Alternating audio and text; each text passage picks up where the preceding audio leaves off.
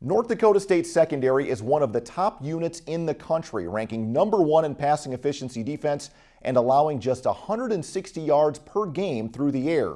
A big reason why this group has been so tough to throw on is the play of two senior leaders.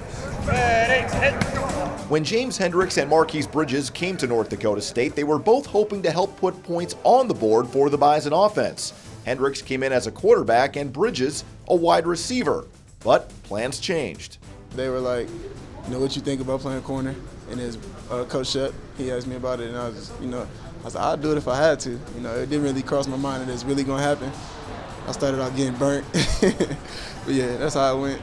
We truly believe that the people that are making the decisions and have the best interest for us, and we kind of ran with it from the beginning and trusted in the process, and it worked out in the end. Bridges' transition was tougher, making the position switch to corner mid-season, but right away he had a knack for it. It's instincts, it's, he's just a natural athlete, growing up playing multiple sports. I think it's something that we look in our recruiting. We want guys that play multiple sports that, understand more than just the game of football. And yeah, he just has, a sixth sense in terms of his ability to melt with things, work off the quarterback's eyes, and attack the football. I was kind of just learning on the fly.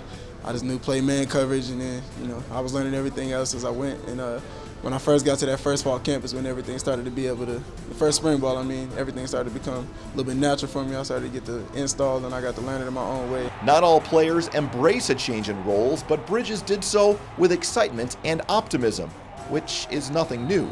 My mom, if I ever have a bad day, first thing she tells me is that I'm blessed, and, my family's healthy, I'm healthy, there's nothing to be mad about. So I just try to keep a positive attitude, man, because it definitely weighs on other people if you're negative all the time. Marquise is one of my best friends, and I've been with him since the beginning, and he always brightens my day up, and he's always has a smile on his face. He understands that being a Bison is something that you don't take for granted, and he embraces the challenge that we have each day, but no.